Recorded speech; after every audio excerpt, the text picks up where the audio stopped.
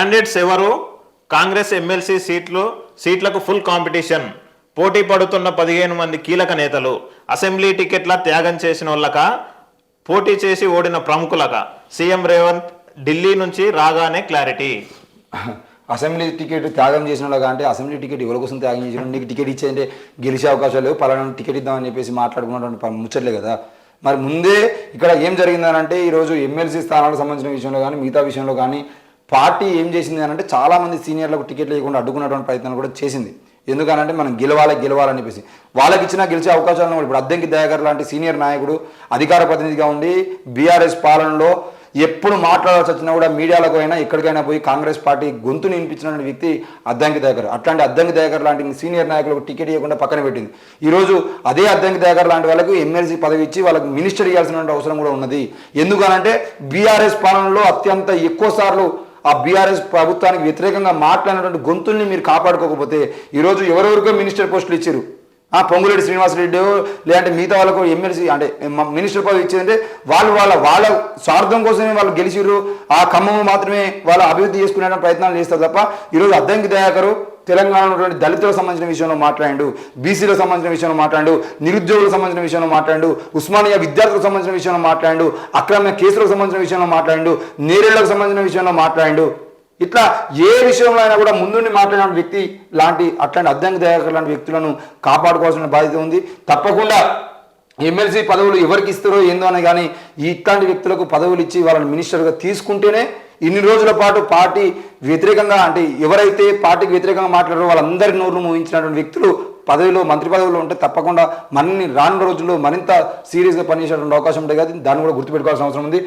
MLA కోటాలో భర్తీ కానున్న ఎమ్మెల్సీ పదవులకు కాంగ్రెస్ లో ఫుల్ డిమాండ్ ఏర్పడింది. దీనిపై పార్టీ తీవ్ర స్థాయిలో కసరత్తు చేస్తున్నది. అసెంబ్లీ టికెట్ త్యాగం చేసిన వారికి అవకాశం కల్పిస్తారా లేక పోటీ చేసి ఓడిన ప్రముఖులకు ఇస్తారా అనే విషయంలో సీఎం ఢిల్లీ నుంచి సీఎం రాగానే క్లారిటీ రానుంది. ముఖ్యమంత్రి మరి వీళ్ళది ఇట్లుంటే బీఆర్ఎస్ వాళ్ళది ఇంకో తీరుంది. బీఆర్ఎస్ కు ఎమ్మెల్సీ గుబులు. ఎన్నికల్లో హస్తం వ్యూహంపై నజర్. బరిలో ఒకరా ఇద్దరా అనే దానిపై టెన్షన్. ఇద్దరైతే ఏం చేయాలనే దానిపై ఆందోళన. ఇద్దరైతే ఏం చేస్తారు, వాళ్ళు ఏం చేసినా లేదు. ఎందుకనంటే బీఆర్ఎస్ వాళ్ళకు ఇప్పటికే ఒకవేళ ఎవరికి ఎమ్మెల్సీ టికెట్ ఇద్దామన్నా ఎమ్మెల్సీ టికెట్ ఇచ్చేది ఏమవుతుందో అనే భయంలో వాళ్ళు ఉన్నారు. మరి ఇప్పుడు కాంగ్రెస్ వాళ్ళు ఉన్న ఎమ్మెల్సీ స్థానంలో అన్నింటిలో మేమే పోటీ చేస్తామని చెప్పేసి వాళ్ళు పోటీలోకి దిగేది ఉంటే మరి మనం ఏం చేద్దాం అనేది కూడా వీళ్ళు పోటీలో పెట్టినా కూడా గెలుస్తారా అనే నమ్మకం వాళ్ళకు లేదు. కాబట్టి మరి ఏం చేద్దాం ఏంది అనే విషయంలో అసలు టికెట్ ఎవరికి ఇద్దాము, ఇప్పుడు ఓడిపోయిన వాళ్ళకి ఇద్దామా, ఖర్చు చేసేటోళ్ళకి ఇద్దామా, గెలిచేటోళ్ళకి ఇద్దామా, లేదంటే ఇప్పుడు ఎమ్మెల్సీ టికెట్ కూడా ఇవ్వకపోతే పార్టీ మారిపోయేటోళ్ళు ఎంతమంది ఉన్నారని చెప్పేసి భయంలో కూడా వాళ్ళు ఉన్నారు. అసలు ఎటుగానటువంటి పరిస్థితి. ఇప్పుడు మీటింగ్ పెడితే మొన్న ఆదిలాబాద్లో మీటింగ్ పెడితే ఆదిలాబాద్లో అందరూ దుమ్మెత్తి పోసిరట. అసలు మా కోసం ఏం చేసిరు, ఇప్పుడు మీరు అది ఆదిలాబాద్ జిల్లా కోసం మీరు ఏం చేసిరు అనిపించి అడిగినటువంటి పరిస్థితి కనబడ్డది. మాకు చేసింది ఏంటి? కేటీఆర్ పై కేడర్ ఆగ్రహం. అరే 500 మంది 800 మంది 1000 మంది ఆదిలాబాద్ నుండి కార్యకర్తలు వచ్చేదంటే 500 మంది భోజనాలు పెట్టేదంటే కొట్టుకున్నటువంటి పరిస్థితి తెలంగాణ భవన్లో. ఇదేంది ఇన్ని రోజుల పాటు మొత్తం చికెన్ బిర్యానీ మటన్ బిర్యానీ పెట్టి దావత్ ఇచ్చిన మీ పార్టీ ఇలా ఎందుకు ఇట్లా చేస్తుంది? ఉన్న క్యాడర్ను కూడా ఎందుకు దూరం చేసుకుంటుంది అనే విషయంలో కూడా ఆలోచించుకుంటే మంచిగా ఉంటుంది. ఇక 29న MLC by elections 2 MLA quota స్థానాలకు ఇటు పాడి కౌశిక్ రెడ్డికి సంబంధించిన విషయంలో ఎమ్మెల్యేగా గెలిచింది కాబట్టి ఆ ఎమ్మెల్సీ సీట్ క్యాన్సిల్ అవుతుంది.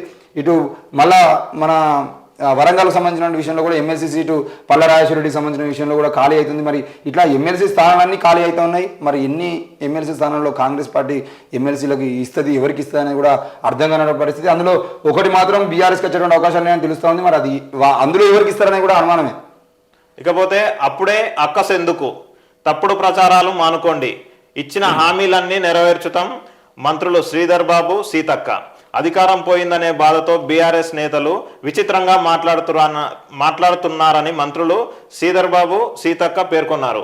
గురువారం వారు గాంధీభవన్లో మీడియాతో మాట్లాడుతూ కాంగ్రెస్ ప్రభుత్వం అధికారంలోకి వచ్చి నెల రోజులు కాకముందే అంత అక్కసు వెళ్ళగక్కడం ఎందుకని ప్రశ్నించారు. బాధ్యతాయుతమైన సర్కారుగా ప్రజలకు ఏం చేయాలో తమకు తెలుసు అన్నారు. ఇచ్చిన హామీలన్నీ నెరవేర్చుతామని వారు స్పష్టం చేశారు. మీడియాతో మాట్లాడుతున్న మంత్రి శ్రీధర్ బాబు ఏది ఏమైనా కూడా అవును, ఇప్పుడు నెల రోజులు కాకముందే అక్కసు కక్కాల్సినటువంటి అవసరం ఏమున్నది? ఈ పార్టీకి సంబంధించిన విషయంలో ముఖ్యంగా ఏది ఏమైనా కూడా వాళ్ళు నెల రోజులు అవుతుంది, వాళ్ళు చేసేటువంటి ప్రచారం వాళ్ళు చేస్తున్నారు, 6 నెలల లోపు అన్ని చేస్తామని చెప్పారు. 6 నెలలు గడవకముందే వాళ్ళ మీద విషయం కక్కుతున్నారంటే అసలు వాళ్ళ పాలన అంటే ఏంటిది, పాలన ఎట్లుంటుంది ఏంది అనేది వాళ్ళు చూపించేయడానికి ప్రయత్నం చేయకముందే మీరు అక్కసు కక్కాల్సినటువంటి అవసరం ఏముంది? ఆగండి, మేము పాలన ఏందని చూపిస్తామని చెప్పేసి వాళ్ళు మాట్లాడుతూ ఉన్నారు. మరి ఇక బీఆర్ఎస్ ప్రభుత్వం అయితే 24 గంటల పాటు ఏదైతే అది మేము ఏం చేస్తామో అది మీరు ఏం చేస్తారో చేయండి అనిపించి మాట్లాడటము, మరి విచారణ చేయండి అని చెప్పేసి కాళేశ్వరం సంబంధించిన విషయంలో విచారణ చేయండి అని చెప్పేసి అంటే చేస్తారు. అది మీరు చెప్పేదంటే చేయాల్సిన పరిస్థితి కాదు కదా. మరి లిక్కర్ స్కామ్ విషయంలో అట్నే నరేంద్ర మోడీకి సంబంధించిన విషయంలో కూడా చలో లిక్కర్ స్కామ్ సంబంధించిన విషయంలో విచారణ చేయి అని చెప్పేసి మాట్లాడతారు ఎందుకు? ఆ విషయంలో సైలెంట్ ఉంటారు. ఏది ఏమైనా కూడా వీళ్ళకు నెల రోజులు కూడా కాలేదు, రేపటికో ఎల్లుండికో నెల రోజులు అవుతుంది. మరి నెల రోజులు అయిన తర్వాత నెల రోజుల పాలన ఎట్లా ఉంది అనేది మాట్లాడితే మంచిగా ఉంటుంది. తర్వాత 3 నెలలు అయిన తర్వాత 6 నెలల తర్వాత 6 నెలల తర్వాత మీరు బీఆర్ఎస్ వాళ్ళు బీజేపీ వాళ్ళు కాదు, ప్రజలే ప్రశ్నిస్తారు. వీళ్ళు ప్రజాపాలన అన్నారు కాబట్టి ప్రజలే ప్రశ్నిస్తారు. ప్రజలు పాలించడంలో ఉన్నటువంటి వ్యతిరేకతను అంటే బీఆర్ఎస్కు కాంగ్రెస్కు వ్యతిరేకత ఏంది, వాళ్ళ పాలన ఎట్లా ఉంది వీళ్ళ పాలన ఎట్లా ఉంది అని చెప్పేసి మీడియా ముందు పెడతారు, ప్రజల ముందు తీసుకొస్తారు.